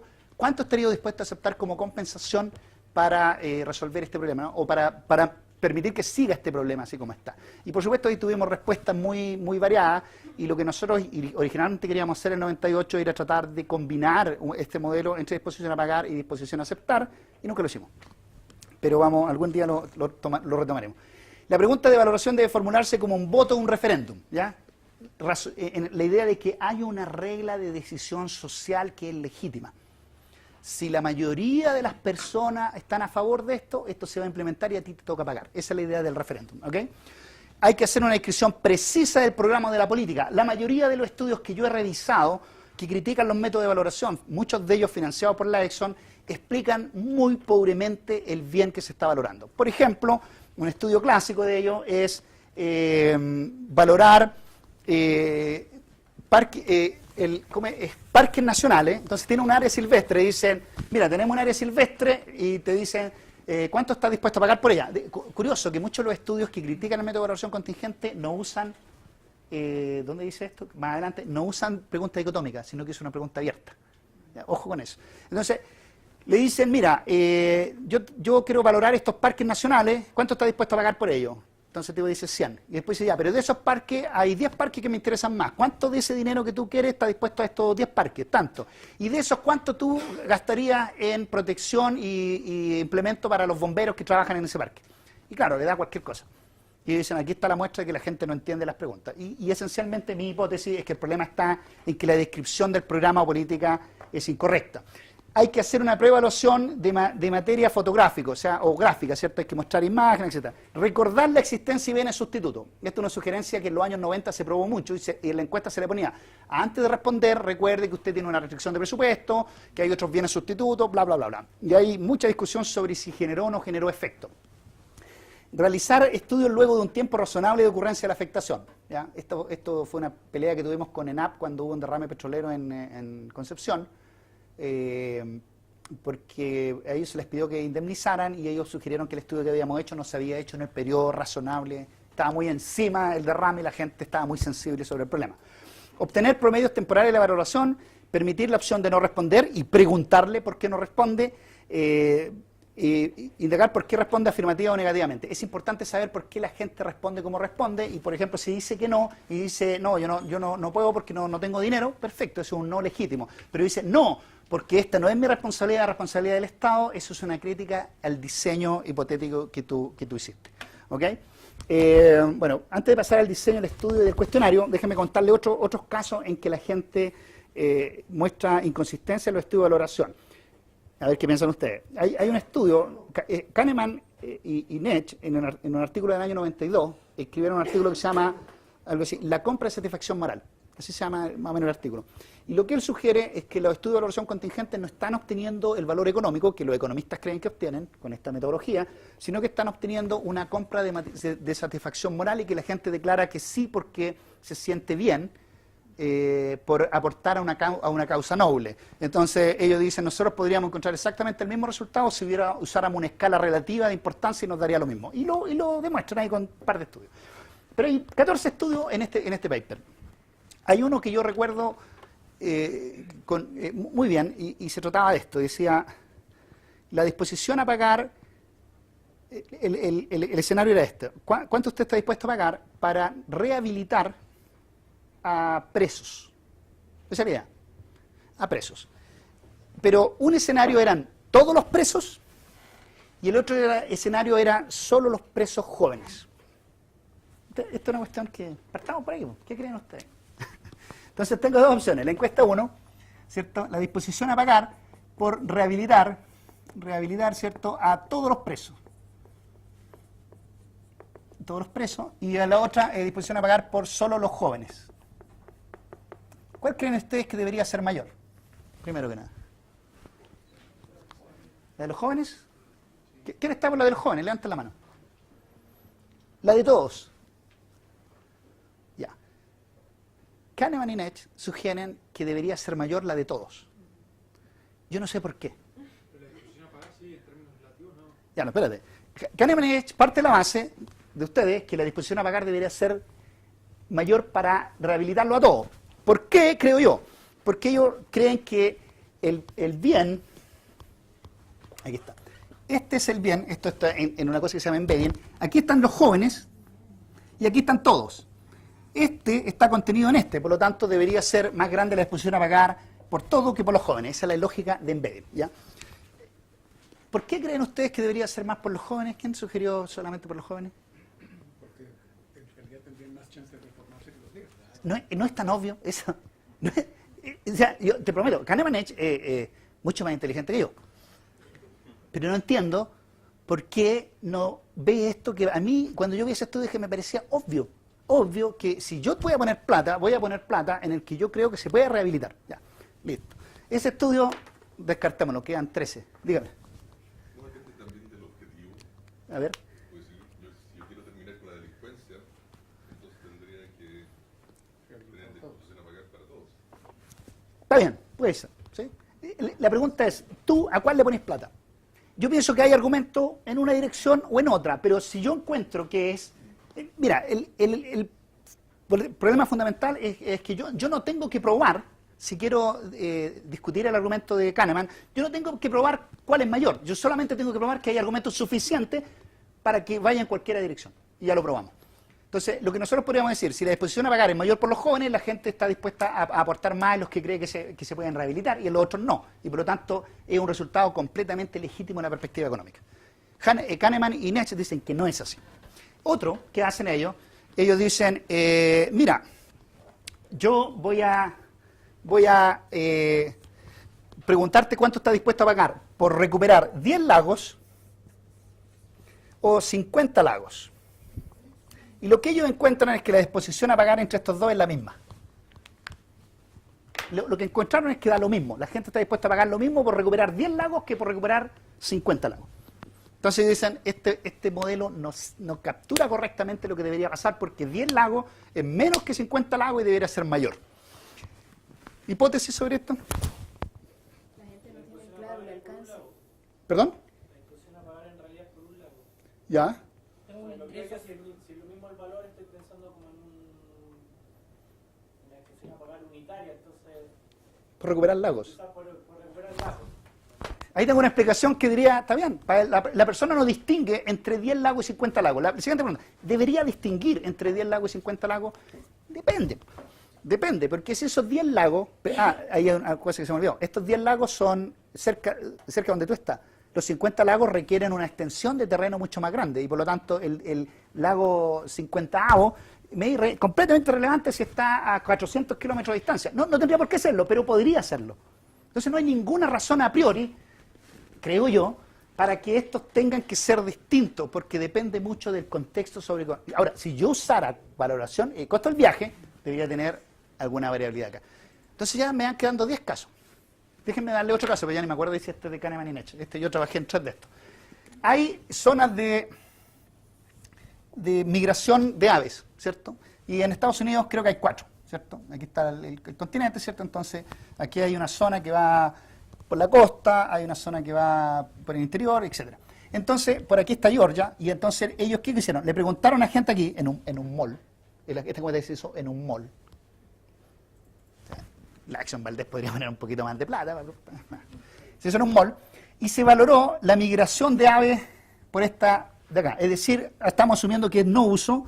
¿Por qué es no uso? Porque esta gente nunca ve a estas aves.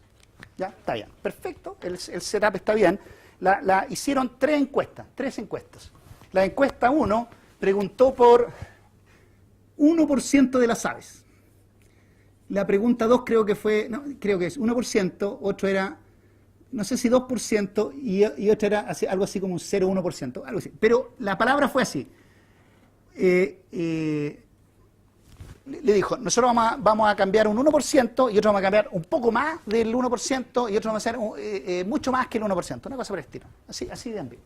Y encuentra que la gente está dispuesta a pagar lo mismo por 1, por 0,01, por 1 y por 2% de aves migratorias. Ya. Y entonces ellos dicen, no puede ser que debería estar dispuesta a pagar más por más aves. Mira, esto otra vez es comoditizar las aves, esto es como pensar que las aves son manzanas, entonces... Y puede ser que en realidad yo valore aves nomás, pero ¿qué es lo primero que se preguntarían ustedes? Si esta fuera la encuesta. Bueno, aparte, dígame. No, encuentro que la variabilidad No, no, no es tan obvio esto. Exactamente. Bueno, exactamente. Bueno, este es el problema con todos estos estudios, con la mayoría de ellos.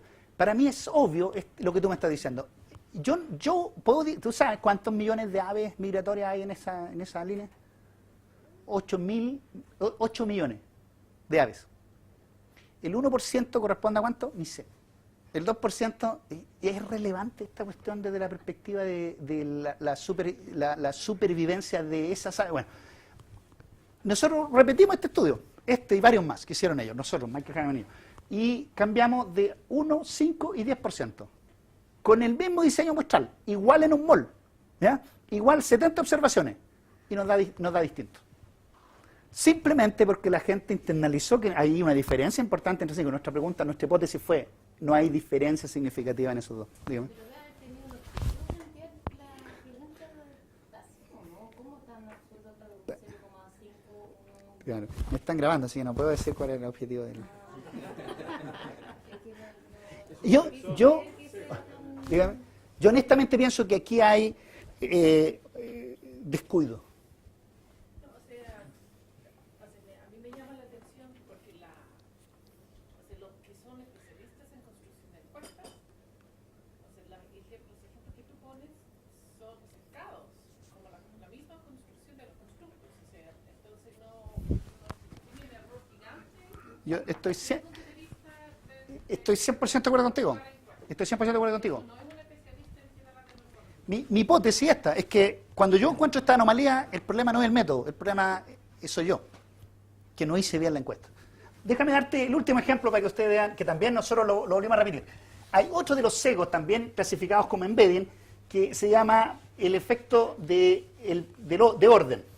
Entonces, en una encuesta se valoran 5 especies. ¿Ya? 5 especies.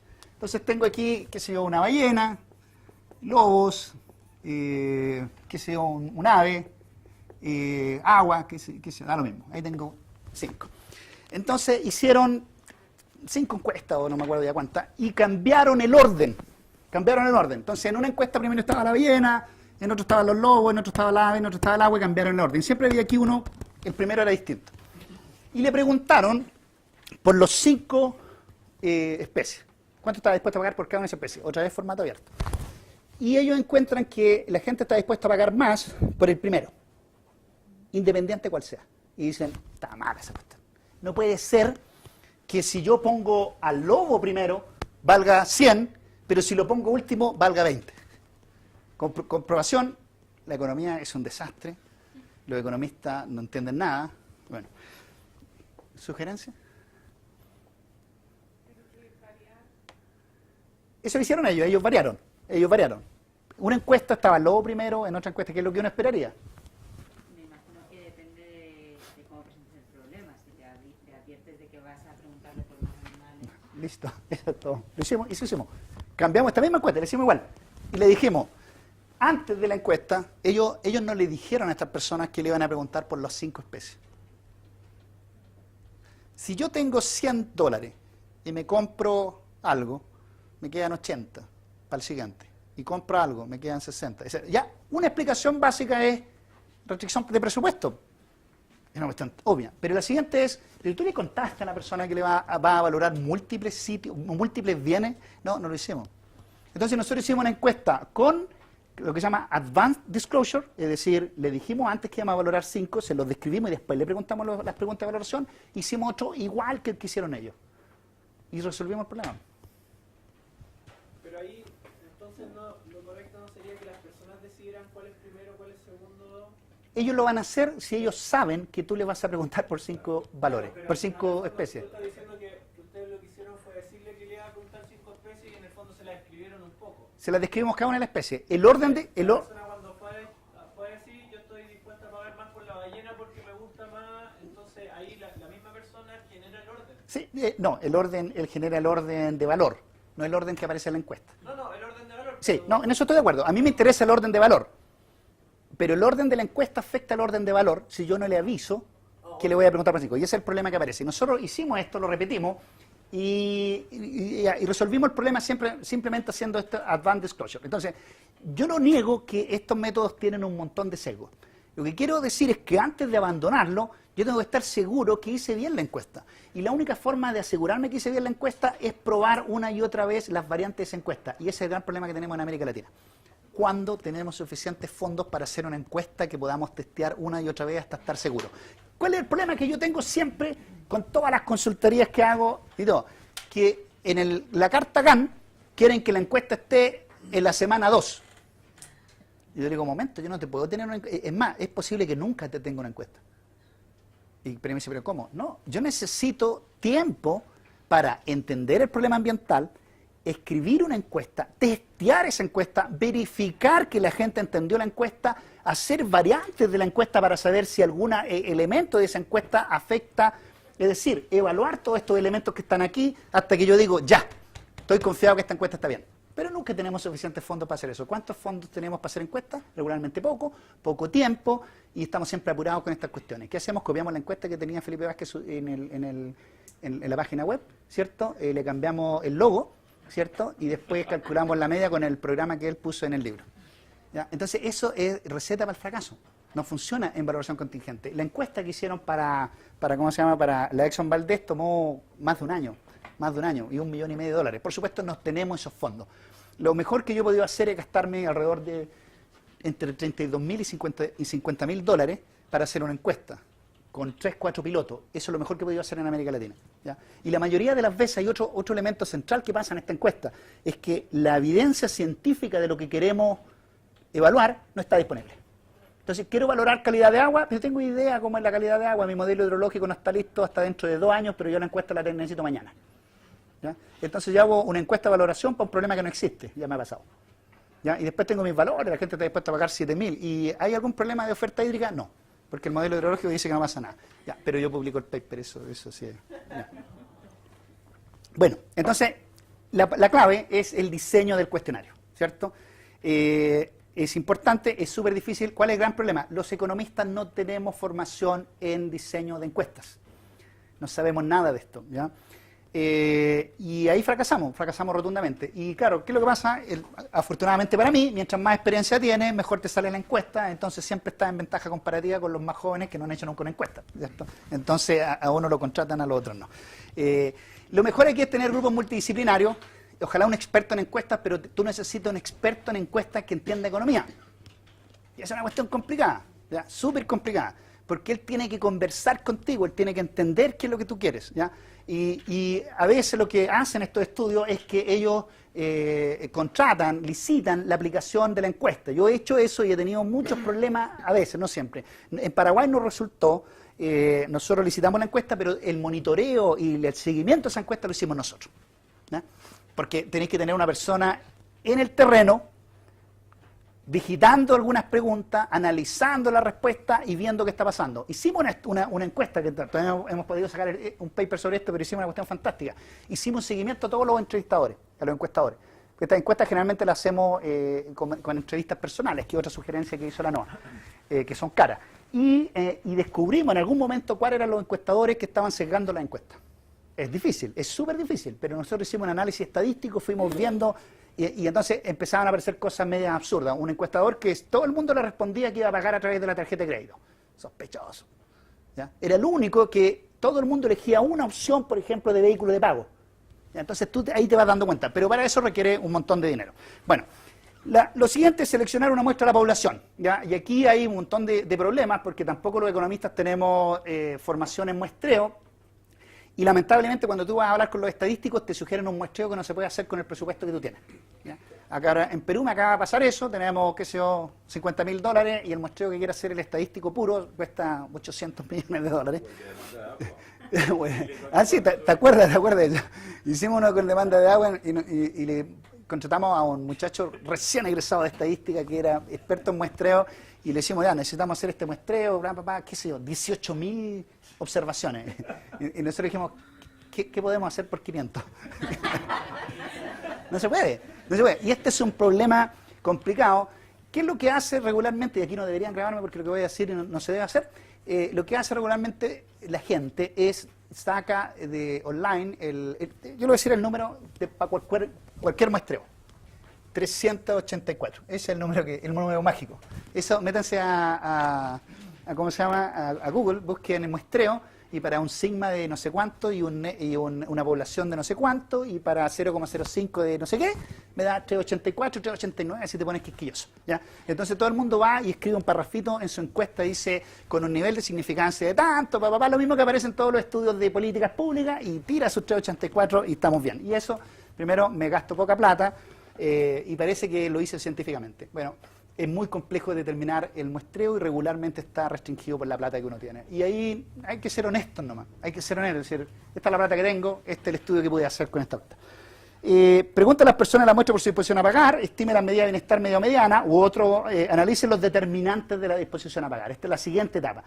¿Qué es lo que explica la disposición a pagar, las variables sociodemográficas, los niños? Y después viene un problema de la extrapolación de resultados a la población, y esto es súper complejo porque cuando estamos hablando de valores de no uso, la pregunta relevante es ¿hasta dónde extiendo yo la disposición a pagar? Les doy un ejemplo. Nosotros hicimos un estudio de los impactos en belleza escénica del proyecto Hidroaicén. ¿Se acuerdan del proyecto Hidroaicén? Ya. Hay varias anécdotas asociadas a este proyecto. Uno es que en una revista en particular nos rechazaron el artículo porque ellos no se metían con evaluaciones de proyectos privados. Bueno, no querían mostrar los costos alternativos que tenía la pérdida ambiental. Tampoco era tanta plata, nosotros mostramos que era del orden del 25% de la inversión del proyecto, pero era significativa. Ya, pero ¿qué es lo que pasa? Nosotros tomamos muestra en Santiago, en Concepción, en Temuco y alguna ciudad adicional, Valdivia creo, 4 ciudades. ¿Quién es la población relevante para ese estudio? Aysén, dice el estudio. Todo Chile. Valor de no uso. Valor de no uso, todo Chile. ¿Y por qué no toda América Latina? Sí. También. Está bien, toda América Latina. Ya. ¿Qué pasa con la Amazonas? Lo que pasa con la Amazonas, claro. Claro. Todo el mundo. Ya, a mí me gusta esa idea. ¿Por qué? Porque parecer así un valor, entonces no se va a hacer nada. Ya. Entonces, el problema es este. Supongamos que es todo Chile, aquí tengo mi país, ¿cierto? Pero yo tomé en Santiago, aquí, y por acá está la cosa, ¿cierto? Ya. Si yo asumo que la población objetivo es todo Chile, tengo que hacer un muestreo en todo Chile. ¿Y cuánta plata me sale eso? No lo puedo hacer. Si entonces asumo que es toda América Latina, nosotros hemos hecho encuestas en Europa para valorar beneficios en América Latina, pero hay que ir a Europa. Y ahí yo siempre me ofrezco, ya me llevo con la encuesta. Entonces, nuestro presupuesto nos alcanzó para hacer 4 ciudades. ¿Ya? Y evaluamos la distancia, cómo la distancia afectaba a la disposición a pagar y toda la historia, está publicado ahí en el Water Resource Management. La pregunta es, ya tengo mis 4 ciudades, que claramente no son representativas del país. ¿Cómo tomo estos valores y los extrapolo ahora a la población? ¿No puedo decir que ese valor es representativo de todo Chile? No. Yo no sé, por ejemplo, no puedo saber qué pasó para el norte. Una hipótesis sería, mira, a la gente del norte no le importa esta cuestión de acá, pero como es valor de no uso, es una hipótesis, tengo que probarla. Porque en costo del viaje yo podría decir, hasta 400 kilómetros es razonable considerar a una persona en la muestra. Pero en este no tengo ese problema. Entonces ya, yo tengo 4 ciudades que encuesté, y tengo un promedio, mi disposición a pagar es de, qué sé yo, $5. Siempre se ríen de mí mis colegas, me dicen que siempre me da $10, por eso cambié ahora a 5. Me da $5. Entonces ahora yo tengo 2 millones de familias en Chile, ¿cierto? Porque este valor es por familia. Lo multiplico por los 2 millones de familias, ese valor de 5, cuando lo estimé con 4 ciudades, no puedo. O sea, claramente dejé fuera todas las zonas rurales. Y dejé fuera todo el norte. Y un montón de otras ciudades. Entonces no puedo tomar mi valor y así a ciegas decir es representativo de todo Chile.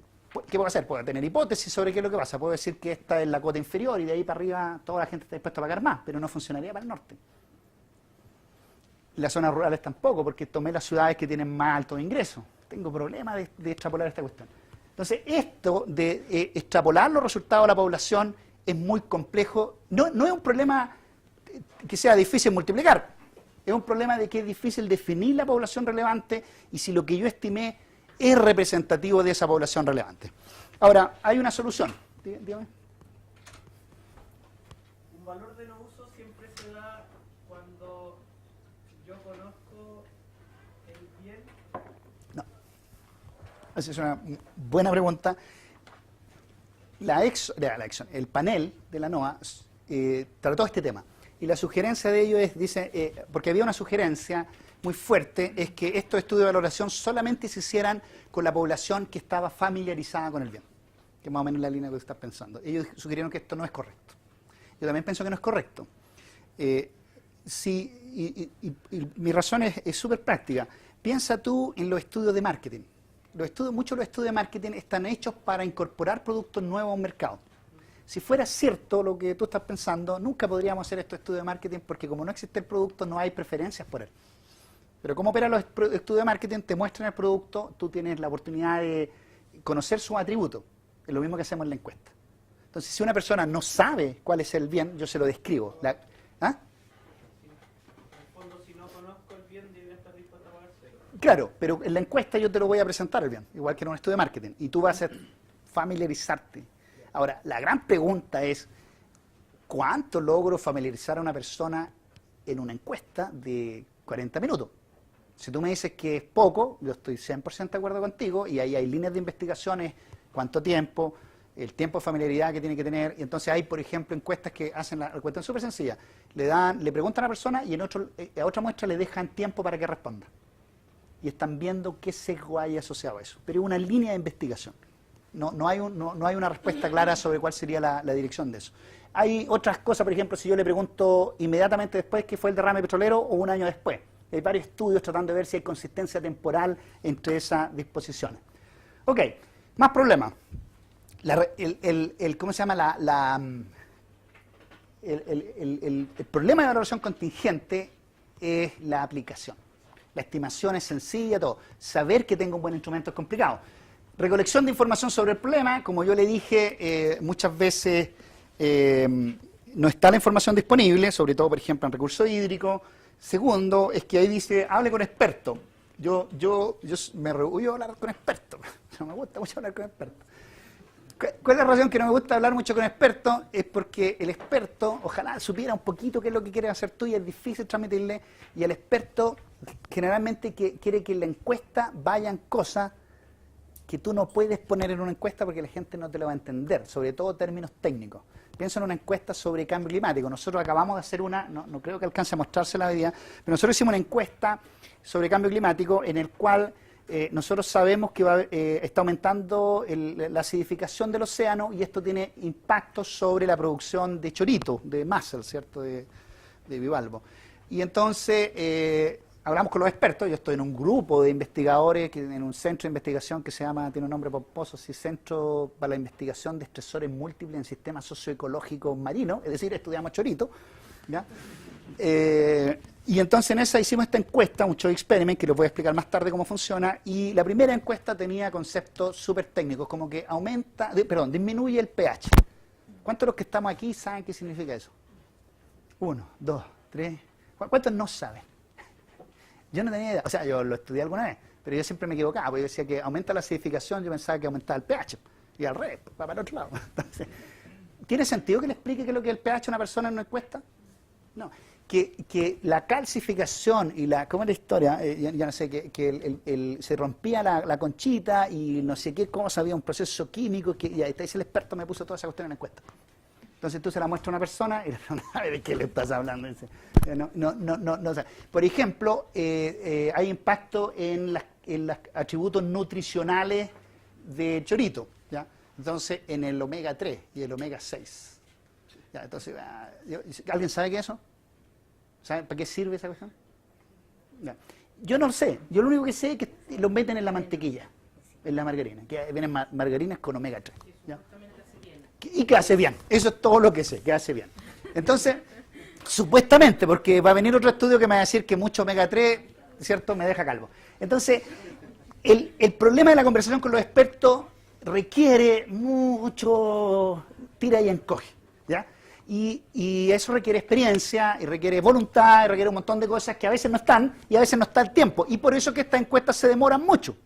Se demoran mucho, porque yo voy y la gente me dice, ¿qué es lo que es esta cuestión de omega 3? Sácalo de omega 3, ocupa un concepto que la gente entienda. Color, por ejemplo. Cambia el sabor de los choritos. ¿Y cómo diablo transmito que cambia el sabor en una encuesta? No puedo. Entonces, algo hicimos sobre el sabor, textura, ese tipo de cuestiones cambian, entonces hay que transmitírselo a la gente. Entonces, ¿qué hicimos? No, yo no lo hice, lo hicieron la gente de este mismo grupo, hicieron un tasting de chorito, pero no lo hicieron con nosotros. Llegaron los datos y los datos no sirvieron para nada, no se podía estimar nada porque hicieron mal el diseño del experimento de prueba de chorito. Bueno, leer material relevante, pero estamos en un área en que no sabemos muchas cosas, entonces yo puedo leer muchas cosas y no saber cómo traspasarlo a una encuesta, ¿cierto? Hay un primer borrador del escenario, observéis sugerencias de expertos, esta encuesta va y vuelve 50.000 veces, ¿cierto? Por ejemplo, nosotros estábamos estudiando esta cuestión del chorito y esto lo hicimos el año pasado, ¿qué cosa yo estaba obligado a poner en esa encuesta que era relevante en el país ese año? Yo no podía hacer una encuesta sobre chorito en Chiloé sin preguntarle a la gente su opinión sobre qué cosa. Casi, ¿no? El derrame, o sea, el vertido de salmones. Ya. Más que el vertido de salmones, la marea roja. Si yo hago una encuesta y le digo en ese contexto donde yo estaba estudiando y dejo fuera el problema de la marea roja y los posibles culpas de los salmoneros y toda esa discusión, ¿tú crees que alguien vino a tomar en serio esa encuesta? Nadie. Entonces, ¿qué es lo que me va a decir la gente? Oye, pero ¿y la marea roja? ¿Y los salmones que votaron? No, está mala tu encuesta y no voy a terminar nunca hacerla. Entonces tuve que poner una sección discutiendo sobre marea roja y estimamos la disposición a pagar para generar un fondo como un seguro. Es decir, pagamos un delta por chorito, ese delta se va a un fondo para cubrir los costos que tuvo el cierre en ese año. ¿Me entiendes? Y tenemos ahí un valor bien interesante, bien razonable que dio la gente. No podía evitarlo, ¿ok? Entonces hay que ver eso, la encuesta. Revisar los escenarios, definición de los grupos focales. Los grupos focales, ¿alguien ha hecho grupos focales alguna vez? 1, 2, 3. ¿Se entretienen haciendo grupos focales o le pasa a mí, como a mí que me aburro eternamente los grupos focales? ¿Participando o haciéndolo? No, yo los dirijo. O observo. Hay dos grupos focales. Claro, ¿qué es lo que pasa en los grupos focales? Es que tú tienes que tener un director del grupo focal muy hábil. Porque si no la conversación se te va, pero para cualquier lado. Y yo hice, por ejemplo, un grupo focal. ¿Ah? Todos se desahogan. Y es tan legítimo que la gente se desahogue. Déjame contarte una de las experiencias más terribles que tuve. Yo hice un estudio sobre asma en niños, valoración de programas de asma sobre niños. Y tenemos una lista de 1.000 personas con familiares de niños con asma. Iba la mamá, la abuelita al grupo focal. Este grupo focal, o sea, yo sería deprimido. Era una cuestión terrible. O sea, yo ni siquiera te estoy hablando de la parte técnica del estudio de la oración, la vida de esas personas. Era una cuestión terrible. Tú decías, pero ¿cómo la política pública no está resolviendo esto? Y yo hice este mismo estudio en Estados Unidos, y en Estados Unidos habían 50 opciones de tratamiento, no hay exactamente tratamiento, pero habían 50 opciones para que la gente se protegiera de los eventos de asma, y en Chile, una. Entonces, era terrible hacer estos grupos focales, pero hay que hacerlo.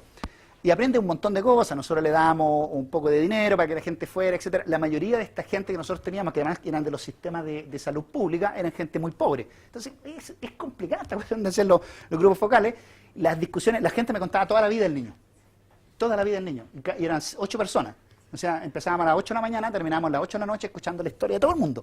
¿Y tú qué le vas a hacer? Tú vas a decir, no sabes que en realidad estamos aquí preocupados de la encuesta que vamos a hacer. Pues. No puedo hacer eso. ¿Ya? O sea, un poco de empatía. Claro, yo sé que hay algunos que podrían hacerlo, pero yo no puedo, tengo mi corazón de repente. Entonces, era difícil conducir este grupo focal y además estábamos reclutando a esta gente para hacerle 4 encuestas. Entonces, era una cuestión súper difícil de hacer.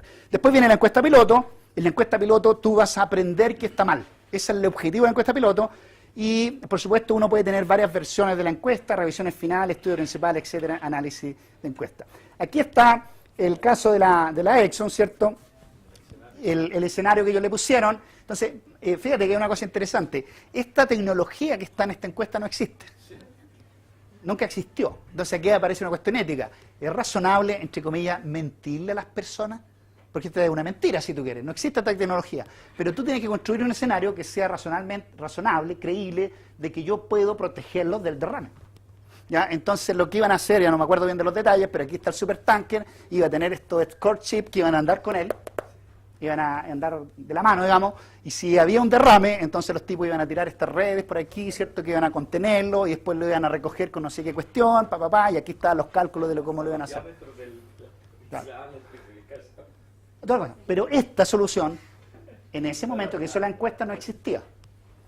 Entonces aquí tuvieron que ir a hablar con los ingenieros, ¿qué se puede hacer para proteger a la gente de esto? ¿Ah? Y resulta que no hay solución. Nosotros queremos valorarlo, tenemos que construir algo. Estamos obligados a tener un escenario razonable. Y bueno, y con esto funcionó. ¿Ya? Funcionó, la gente respondió y testearon muchas de estas versiones. Bueno, ahí quiero quedar con valoración contingente. Ahora vamos a ver cómo se estima en R, ¿cierto? Sergio va a contarle un poco de eso. No sé si tienen preguntas. Diga. ¿Alguien alguna vez ha hecho un estudio en encuestas para saber la disposición a pagar de las personas, pero saber en el momento tiempo 1 cuál es mi disposición a pagar y en un momento tiempo 2 o 3 saber cómo varió esa disposición a pagar? Sí. Porque al final lo que siempre tenemos es la disposición Una a foto. pagar en una foto, y cuando yo tengo que evaluar políticas públicas generalmente lo tengo que hacer a 10 años, entonces asumo que mi disposición a pagar va a ser anual, por decirlo, y se va a replicar y no sabemos, por lo menos yo no sé si es así. Dos respuestas. Los estudios de valoración que requieren temporalidad tienen que decir el horizonte en el cual va a durar el pago. Pero eso no resuelve toda tu pregunta. Resuelve que yo hoy día saco una foto de una supuesta decisión intertemporal que está haciendo una persona y con eso traigo a valor presente y hago mi análisis costo-beneficio. Ese es un problema. Sobre ese problema existe nuevamente un montón de casos que le llaman embedding temporal, que dicen que la gente no descuenta adecuadamente el futuro. Y entonces, ¿cómo funcionan estos estudios? A una muestra le muestran pagos por 5 años, a otra por 10 años, a otra por 1 año, 20 años. Y calculan la tasa de preferencia que haría indiferente al individuo entre esos dos. Déjenme tratar de explicar esto con más detalle porque no es tan sencillo. Entonces, piensen ustedes que yo quiero saber tu disposición a pagar y yo te digo, vas a pagarlo de una sola vez. Entonces, el valor disposición a pagar por un periodo, ¿cierto? Y después tengo uno en que tengo una disposición a pagar en el periodo 1, ¿cierto? Más la disposición a pagar en el periodo 2, 1 más R, ¿cierto? Más, etcétera, etcétera, la disposición a pagar partido por 1 más R elevado a T. Para los que no saben qué diablo hice aquí, lo que yo estoy reflejando con esta es la tasa de interés o la tasa de preferencia de descuento intertemporal. Lo que estoy haciendo es decir, el dinero cambia, el valor del dinero cambia en el tiempo. ¿Y cómo cambia? Es que el dinero en el futuro vale menos hoy. O sea, 100 en el futuro no son 100 hoy día. Y ustedes tienen la idea de inflación en su cabeza, más o menos esa es la misma idea, y R refleja esa tasa de descuento. Es decir, para mí, 100 pesos mañana valen menos que 100 pesos hoy día. Y aquí, entonces, yo voy a tener el valor presente. En principio, otra idea, Kahneman y Nech y los críticos de valoración dicen, esta suma tiene que ser igual a esto. ¿No? Ese es el principio. Por lo tanto, existe un R, voy a poner el asterisco, que hace igual DAP 1, que es esa, y el valor presente, que es este. Existe un R, que está aquí. ¿Ya? Y ellos han calculado este R. Adivinen cuánto. ¿Ustedes saben cuál es la tasa de interés de mercado en Chile? 3,4, ¿sí? Y eso es lo que te cobra, eso es la del banco, ¿cierto? ¿Cuál es la tasa de Falabella cuando tú compras a crédito? 15. Anual, estoy pensando anual. ¿Sí? Exactamente. Puede llegar hasta 89% anual. ¿Ya? Nosotros hicimos esta comparación. Es fascinante esta cuestión de la perspectiva de la economía. Las tasas que se han encontrado empíricamente son 500%, 1000%, 5000% e infinito. Es infinito. Yo hice este mismo estudio para las reservas marinas, para ese mismo caso que le mostré, y encontré tasas del orden de entre el 79% y el 150 o 110%, dependiendo del método de estimación. Esas son mis tasas de preferencia intertemporal. Es decir, la gente descuenta a una tasa de 100%. O sea, no valoramos nada del futuro. Valoramos el presente. Mis tasas no son descabelladas, las que yo encontré con las que están en el mercado formal de compra en Chile. Falabella, Ripley, no sé qué, andan por ahí. Y hay un mercado informal que te cobra tasas aún más altas. Entonces, mis resultados no son tan descabellados, pero 5000%, 10.000% infinito es completamente descabellado. Entonces, lo que sugieren estos autores es que hay un embedding, otra vez, una crítica al método de valoración contingente porque no captura correctamente la intertemporalidad. Punto claro. Ya. Yo tengo varias hipótesis por qué esto sucede, por eso yo repetí este estudio. Yo creo que el problema, otra vez, está en la encuesta, pero este es un problema serio de los métodos de valoración que no está completamente resuelto en la literatura. La siguiente etapa es hacer lo que tú sugieres, decir, bueno, yo hago una encuesta hoy, la repito a las mismas personas el próximo año, la repito en 10 años, etcétera, y tengo un panel. Es más difícil, es más costoso, pero se ha hecho. De hecho, el estudio de la Exxon Valdez se repitió un año después. El mismo estudio, la misma encuesta a las mismas personas y no cambió significativamente el valor. No obstante, hay pocos estudios haciendo esto, muy pocos. Y esto es un área de investigación que si yo tuviera los fondos lo haría. ¿Ya? Lo que yo estoy tratando de mostrar con esos estudios es que la descripción del bien es clave para calcular correctamente la tasa de preferencia intertemporal. Déjame darte un ejemplo que mostraría esto mismo. Supongamos que yo te digo, te quiero vender un Mercedes-Benz, ¿ya? Que cuesta 35 millones de pesos. ¿De acuerdo? Nuevo. Y te digo si está dispuesto a comprarlo por 500.000, no, por 1 millón hoy. ¿Tú qué me dirías? Me endeudo, consigo 1 millón de pesos y lo compro, ¿cierto? ¿Qué pasa si yo te digo que te lo vendo en 5 cuotas de 500.000? También lo compro. ¿Y qué pasa si te lo vendo en 20 cuotas, qué sé yo, de 400.000? También lo compro, ¿cierto? En los 3 casos lo compro. Si yo calculo la tasa de descuento que hace iguales esas 3 decisiones, me va a dar infinito, o me va a dar un número muy grande. Entonces, mi hipótesis, esto no tengo ninguna evidencia de esto, pero mi hipótesis es que el problema central es que cuando yo valoro recursos naturales, no tengo el valor de referencia. Como no tengo el valor de referencia, no tengo ninguna hipótesis sobre cómo tiene que cambiar esa tasa de descuento. Si yo le dijera a la persona, si yo le dijera a la persona, lo que pasa es que los recursos naturales que estamos valorando cuestan 32 millones como en Mercedes-Benz, a lo mejor las 3 respuestas son correctas. Y yo estoy haciendo un análisis mal.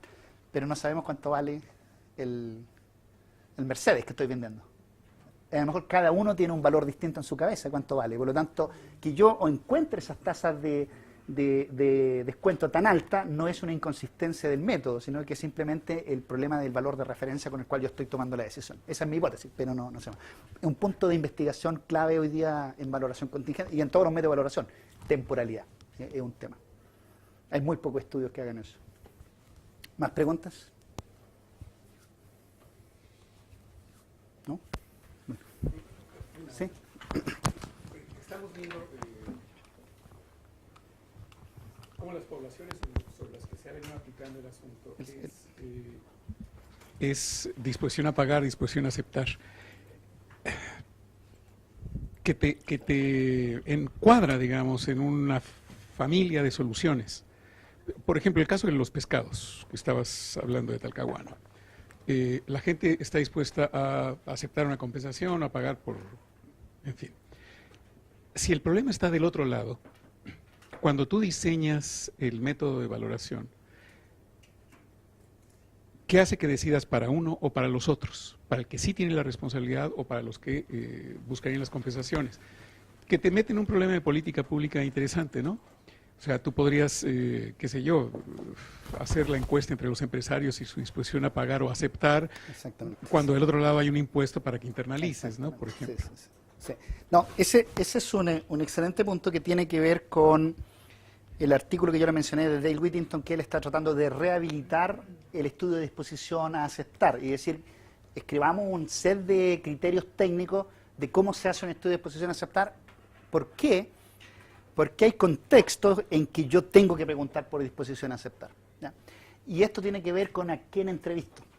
Entonces, supongamos que yo voy a entrevistar a un grupo de pobladores que van a perder su actividad productiva dado un proyecto que yo voy a hacer.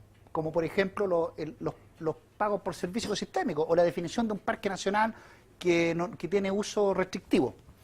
Entonces, lo correcto es saber cuánto lo tengo que compensar. Y lo que hace el economista es calcular el costo-oportunidad.